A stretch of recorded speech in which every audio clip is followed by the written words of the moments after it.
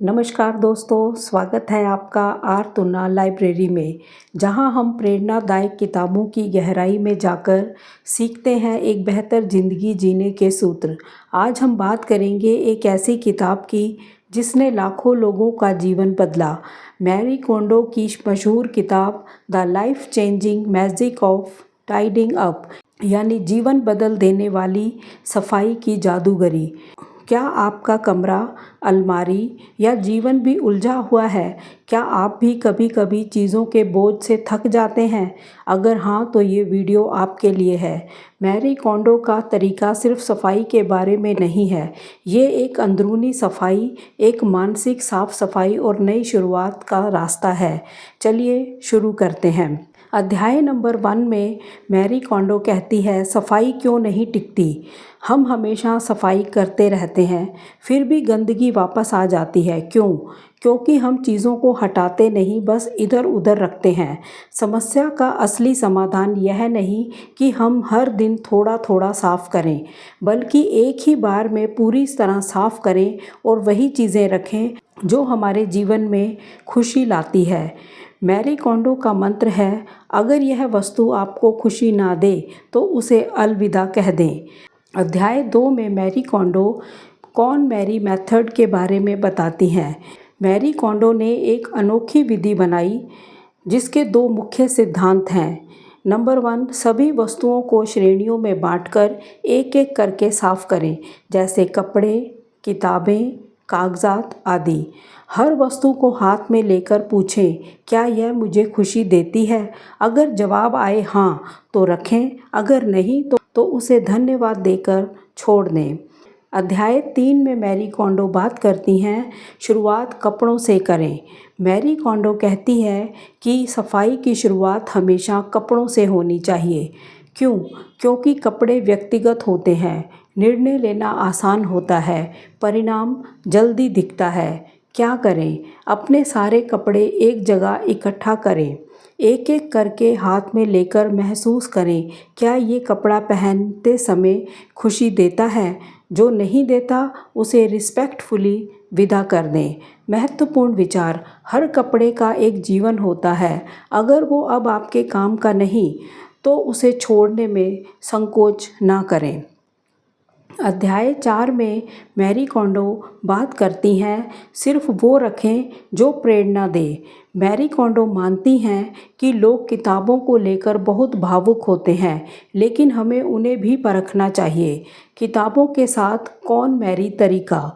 किताबों को श्रेणीबद्ध करें, उपन्यास, ज्ञानवर्धक, स्कूल कॉलेज आदि की बुक्स, इनको अलग अलग बांटें। हर किताब को हाथ में लेकर महसूस करें, क्या यह किताब अब भी मेरे जीवन को सकारात्मक बना रही है? शायद एक दिन पढ़ूंगा, इसलिए मैंने ये बुक रखी हुई है। ऐसी सोच से घर भर जाता है। मैं अभी इसे पढ़ना चाहता हूँ, यही सही संकेत है। तो यह संकेत बताता है कि हमें इसी बुक को अपने पास रखना चाहिए, बाकी को अलविदा करना चाहिए। अध्याय 5, मैरी कोंडो बात करती हैं, कागजात और दस्तावेज न्यूनतम रखें।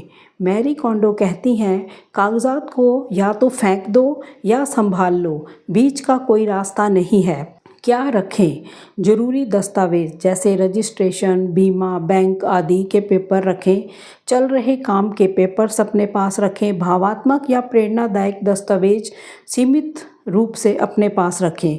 बाकी सब स्कैन करें, डिजिटल रूप में रखें या डिस्कार्ड कर दें। अध्याय 6 में मैरी कोंडो बात करती हैं, छोटी वस्तुएं, यादें और उपहार। यादगार चीज़ें सबसे कठिन होती हैं फेंकने में। मैरी कोंडो कहती है, स्मृति वस्तु नहीं है, अनुभव है। हर उपहार को सम्मान दें, लेकिन उसे अपने घर में ज़बरदस्ती जगह ना दें। Gift is mean to be received, not preserved forever. यादगार वस्तुएं भी वही रखें जो आपको वास्तव में खुशी देती हैं। अध्याय 7 में मैरी कोंडो बात करती हैं, सब कुछ की एक जगह होनी चाहिए। हर वस्तु को घर में एक स्थायी स्थान मिलना चाहिए। इस सिद्धांत से बिखराव रुकता है, सफाई में समय नहीं लगता, जीवन में अनुशासन आता है। मैरी कोंडो का मानना है, जब हर चीज़ की जगह तय हो जाती है तो मन भी शांत हो जाता है। अध्याय 8। मैरी कोंडो बात करती हैं, सही तरीके से वस्तुएं व्यवस्थित करें। मैरी कोंडो का तरीका अनोखा है। कपड़ों को लटकाना नहीं बल्कि वर्टिकली फोल्ड करके रखना चाहिए। डिब्बों का इस्तेमाल करके छोटी वस्तुओं को अलग करना चाहिए। हल्के रंगों वाले डिब्बे उपयोगी होते हैं। ये तरीका ना सिर्फ जगह बचाता है बल्कि देखने में सुंदर भी लगता है। अध्याय 9 में मैरी कोंडो बात कर रही हैं, अंदरूनी बदलाव। सफाई आत्मा तक पहुंचती है। मैरी कोंडो कहती हैं कि सफाई करने से केवल कमरा साफ नहीं होता, मन भी साफ होता है। जब हम सिर्फ उन्हीं चीज़ों को रखते हैं जो हमें खुशी देती है, तब हमारे चारों ओर का वातावरण भी सकारात्मक बनता है। यह प्रक्रिया हमें सिखाती है निर्णय लेना, भावनाओं को समझना, अतीत को छोड़ना, वर्तमान में जीना। अध्याय 10 में मैरी कोंडो बात करती हैं, सफाई के बाद जीवन में क्या बदलता है। मैरी कोंडो बताती हैं कि जो लोग उनके तरीके से सफाई करते हैं, उनके जीवन में निम्न बदलाव आते हैं। करियर में स्पष्टता आती है, रिश्तों में सुधार आता है, पैसा, समय और ऊर्जा की बचत होती है, आत्मविश्वास और आत्मसम्मान बढ़ता है। यह सब कुछ सिर्फ एक साधारण काम से होता है, अपने जीवन की अव्यवस्था को साफ करना। अंतिम विचार पर बात करती हैं, सफाई एक आध्यात्मिक अभ्यास है। मैरी कोंडो कहती हैं, जब आप अपने घर की सफाई करते हैं तो असल में आप अपने अंदर के घर की सफाई कर रहे होते हैं। यह किताब हमें सिखाती है कि हर वस्तु के साथ सम्मानपूर्वक व्यवहार करें, धन्यवाद कहना सीखें और जीवन से बोझ हटाकर हल्के बनें। और इस तरह सफाई की इस जादुई यात्रा में हमने सिर्फ घर की चीज़ों को नहीं छांटा, हमने अपने जीवन के भार को भी हल्का किया, बोझिल यादों को विदा कहा और केवल उन्हीं चीज़ों को अपने पास रखा जो हमें सच्ची खुशी, शांति और ऊर्जा देती हैं। मैरी कोंडो कहती हैं, जब आप अपने जीवन की अव्यवस्था को हटाते हैं, तब आपके भीतर एक नई जगह बनती है, नई सोच के लिए, नई ऊर्जा के लिए और नए अवसरों के लिए। यह किताब हमें यह नहीं सिखाती कि अलमारी कैसे साफ़ करें, यह हमें यह भी सिखाती है कैसे अपने अंदर की अलमारी को साफ़ किया जाए, कैसे अपने मन से पुराने डर, उलझने और थकान को विदा किया जाए। इस सफाई से एक सुकून है, एक नई शुरुआत है, एक शांत, सुंदर और संजीव जीवन की ओर पहला कदम है।